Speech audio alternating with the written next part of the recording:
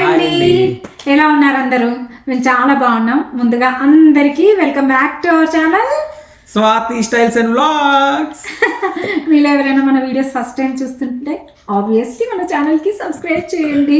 And ముందు నుండి subscribe చేసి ఎంకరేజ్ చేస్తున్న ప్రేక్షక దేవుళ్ళందరికీ అయితే దండాలు దండాలు దండాలు. సో ఒక 5 నెలల క్రితం అండి ఇదే ప్లేస్లో కూర్చొని మీకు మా ప్రెగ్నెన్సీ రివీల్ బ్లాగ్ చేసినాము.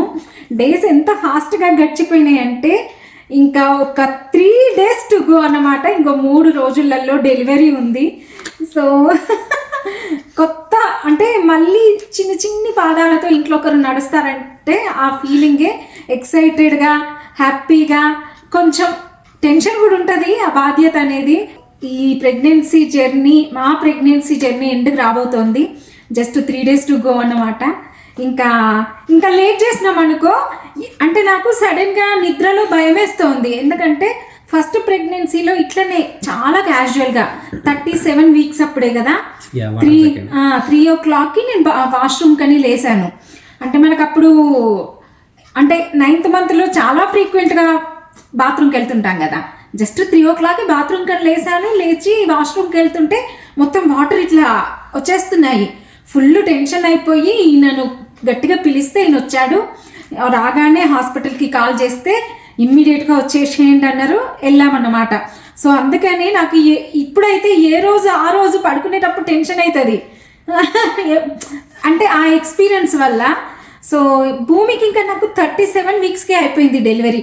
బట్ ఇప్పుడు నేను 39th week full term carry చేస్తున్నా ఈ బేబీని నేను.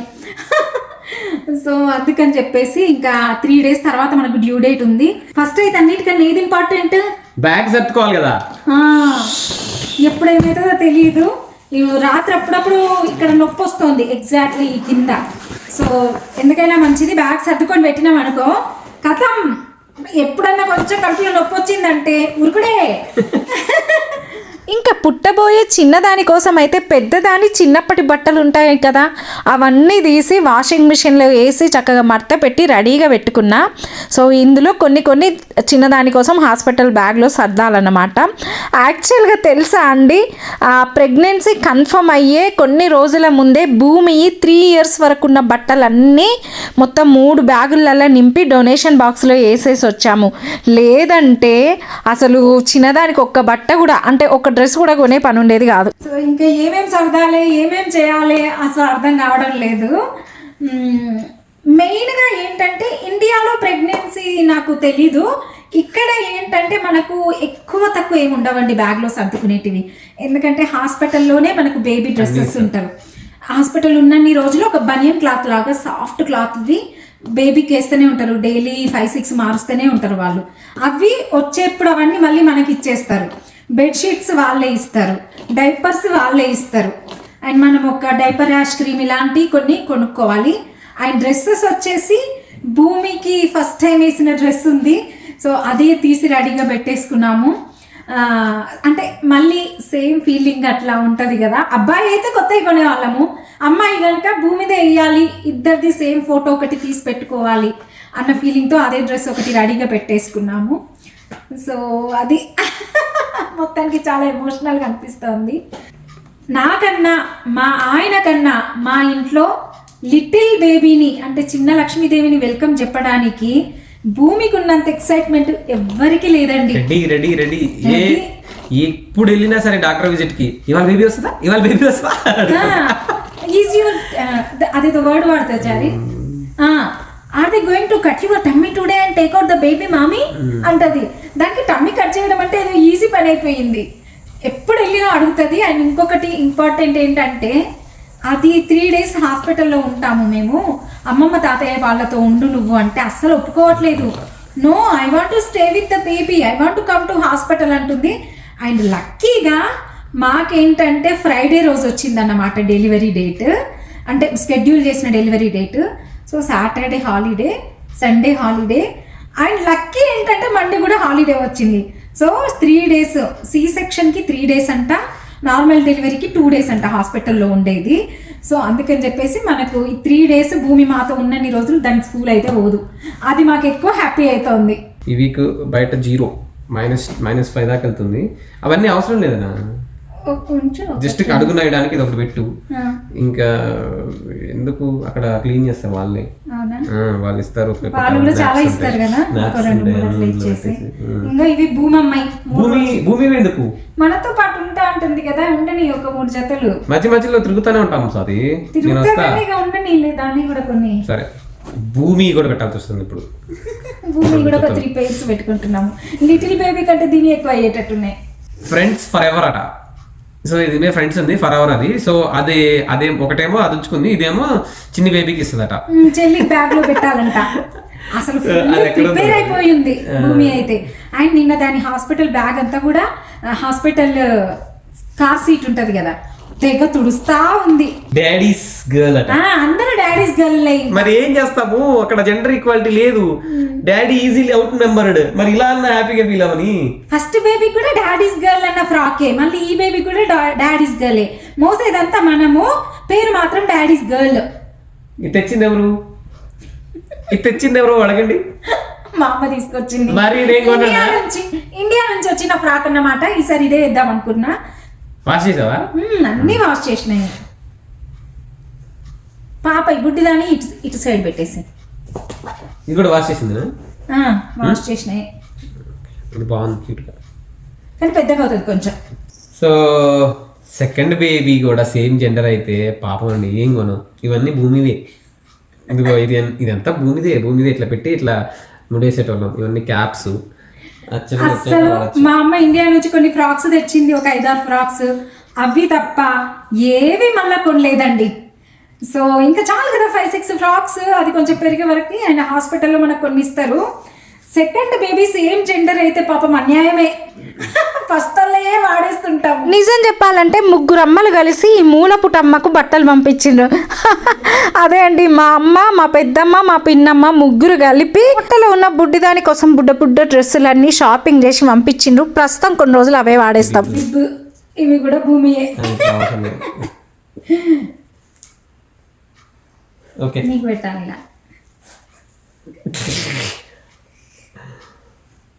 ఇవన్నీ ఇప్పుడు అవసరం లేదనుకుంటా. మిట్టెన్స్ బెట్టింగ్ 2 జతలు ఉన్నాయి. నాకు వచ్చేసి ఇంకా ఏంటంటే మాక్సిమం మనకు స్కిన్ చాలా డెలికేట్ అయిపోతుంది కదా, ఆల్రెడీ డెలికేట్ గానే ఉంటుంది ప్రెగ్నెన్సీ త్రూ అవుట్. ఇంకా సి సెక్షన్ కనుక అసలు మనము వంగడము ఇట్లా కొంచెం ఇట్లా కూడా అనలేము.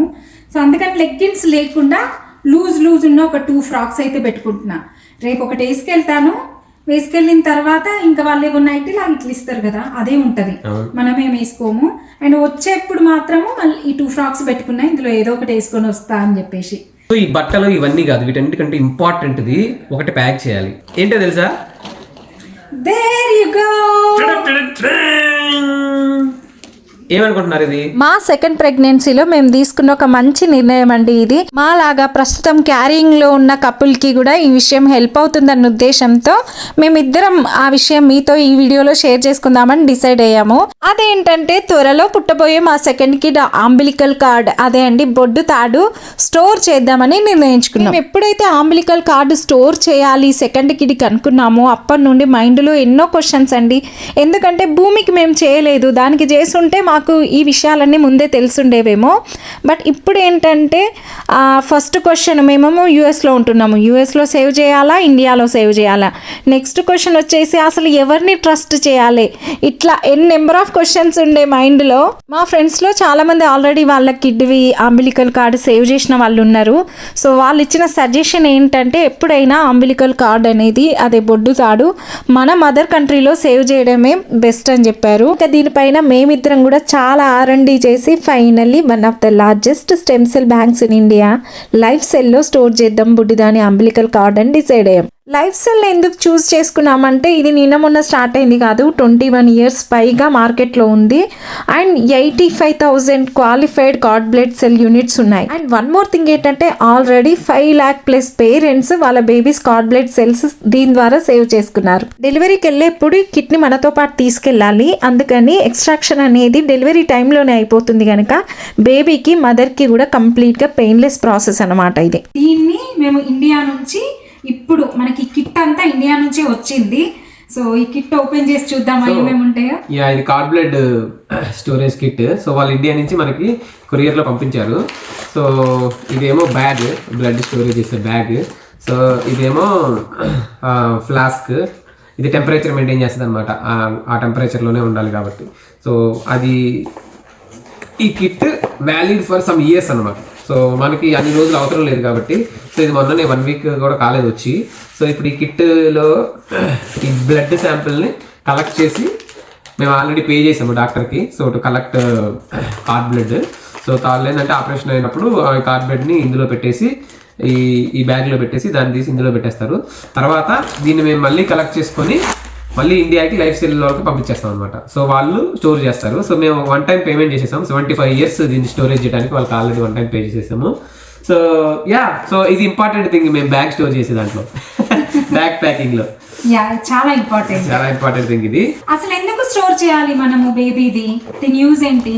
సో ఇన్ ఫ్యూచర్ ఇప్పుడు బేబీకి ఏమన్నా హెల్త్ ఇష్యూస్ వచ్చినాయి అనుకో, సో బేబీ బార్న్ అయ్యే టైంలో ఉన్న కార్డ్ బ్లడ్ చాలా ఇంపార్టెంట్ అనమాట. బేబీకి ఒకదానికే కాదు, సో మన ఫ్యామిలీలో ఎవరికైనా ఏమైనా హెల్త్ ఇష్యూస్ వచ్చినా కానీ so they can use this అనమాట. అన్నింటికన్నా ముఖ్యంగా దీనివల్ల మనము 90+ సీరియస్ కండిషన్స్కి ట్రీట్మెంట్ చేయొచ్చు. Actually that is the main reason why we're going to store our baby stem cell. మళ్ళీ పేమెంట్ కూడా 1 టైమే, మనము ఎవ్రీ ఇయర్ కట్టేది కూడా లేదు కదా. సో మనం ఎన్నో ఖర్చు పెట్టుకుంటాము, ఇలాంటి ఇంపార్టెంట్ థింగ్కి మనము లైట్ తీసుకోవడం ఎందుకని చెప్పేసి సెకండ్ బేబీ కోసం యాక్చువల్గా ఫీల్ అవుతున్నాం భూమికి స్టోర్ చేయలేదు అప్పుడంతా అవేర్నెస్ లేదని. ఓకే, ఒకటి ఇందులోకి వెళ్తుంది. బ్యాగ్ ప్యాకింగ్ లో ఇది మోస్ట్ ఇంపార్టెంట్. బట్టలు గిట్టలు లాంటివి లేకపోయినా పక్కకు పోయి ఏదో షాప్ లో కొనుక్కొని రావచ్చు. But this is what it came from all the way from India. Yeah, all set. ఇంకా ఏమన్నా మిస్ అయ్యామా అని ఆలోచించి యాడ్ చేస్తాము. లాస్ట్ కి 1 బ్యాగ్ 2 బ్యాగ్లు అవుతామో నాకు తెలియదు. ప్రస్తుతానికి అయితే 1 బ్యాగ్. ఇంకొక ఇంపార్టెంట్ థింగ్ చూపిస్తాం. చాలా పెద్ద పని చేసాము. సో కార్ సీట్ మొత్తం క్లీన్ చేసి రెడీ చేసాము. అది లేకుంటే ఇవేవి లేకుండా బేబీని ఇంటికి పంపిస్తారు, కానీ కార్ సీట్ రెడీగా లేదనుకోండి పంపించేస్తారు. అది తెచ్చి ఫిక్స్ చేసి పెట్టేదాకా అసలు బేబీని మనతో పాటు ఇవ్వరు అనమాట. సో స్వాతికి అన్ని ఇస్తారు, నాకేం ఇవ్వరు కదా. అందుకని నేను నా కంఫర్టర్ సెట్ ఒకటి పెట్టుకున్నా. సో నేను కంఫర్టర్ వేసుకోవాలి. ఈయన 3 days నాతోనే ఉంటాడు. అమ్మ వాళ్ళు ఏంటంటే స్విచ్ అవుతుంటారు, వంట చేసి అక్కడికి వచ్చి నాతో కాసేపు ఉండి మళ్ళీ ఈవినింగ్ అమ్మ వాళ్ళు ఇంటికి వచ్చేస్తారు.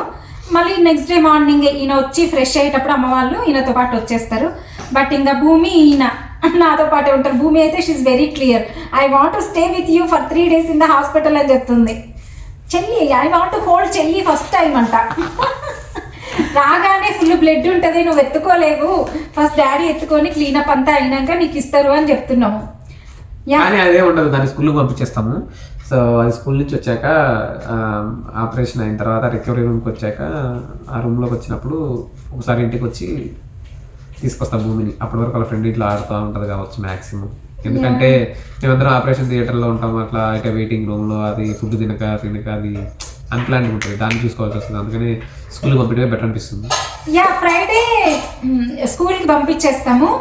భూమిని స్కూల్కి పంపించి మేము వెంటనే హాస్పిటల్కి స్టార్ట్ అవుతాము. స్టార్ట్ అయినాక ఆపరేషన్ అయిన తర్వాత భూమి స్కూల్ నుంచి వేరే వాళ్ళ ఫ్రెండ్స్ని పిక్ చేసుకోమంటాము. వాళ్ళ ఇంట్లోనే ఫుడ్ తినేస్తుంది. మా ఆపరేషన్ అంతా అయిపోయినాక ఈయన ఫ్రీ అయినాక వచ్చి దాన్ని పిక్ చేసుకుంటాడు. దిస్ ఈస్ ద ప్లాన్ అండి. ఇంకా అటు ఇటు అయ్యి ఈ 2-3 రోజుల్లోనే నాకు పెయిన్స్ వచ్చి వాటర్ ప్రోక్ లాంటివి ఏమన్నా అయినాయి అనుకో చెప్పలేము. బ్యాగ్ అయితే రెడీగానే ఉంది. ఓకే అండి, thank you so much. Bag ready. నా కంఫర్టర్ కూడా తీసుకెళ్ళాలి, మర్చిపోయాను. కార్లో పెట్టేసుకోవడం, కంఫర్టర్ కార్లో పెట్టేసుకుంటా. ఓకే, సో ఇదండి 9 months journey going to end soon and new baby is going to come. English వచ్చేస్తుంది నాకు. ఏమో ఇద్దరు అమెరికన్లు వెళ్ళాం కదా. అయ్యో, ఎవరు అడిగిన విషయము ఈ బేబీకి సిటిజన్షిప్ వస్తుందా రాదా స్వాతి అని కామెంట్స్ లో ఇస్తారు. ఇంకా అదేమి డిసైడ్ అవ్వలేదు.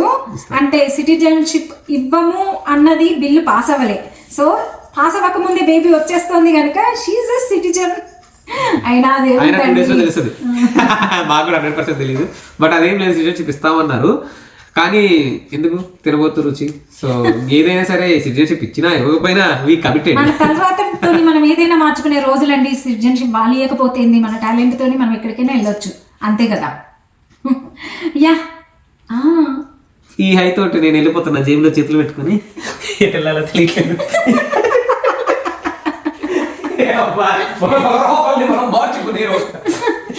యా ఇదే అండి, బ్యాగ్ ప్యాకింగ్ అయిపోయింది. Just 3 days to go. Through out 9 months నాతో ఉండి నన్ను ఎంకరేజ్ చేస్తూ నన్ను బ్లెస్ చేస్తున్న వాళ్ళందరికీ మళ్ళొక్కసారి thank you so much. And happy delivery, happy and very healthy and Varalakshmi తల్లి రావాలని మనస్ఫూర్తిగా ఆశీర్వదించి కామెంట్ చేయండి. Thank you so much for watching. Meet you all soon with another super cute video. ఉంటాం అలా, బాయ్ బాయ్.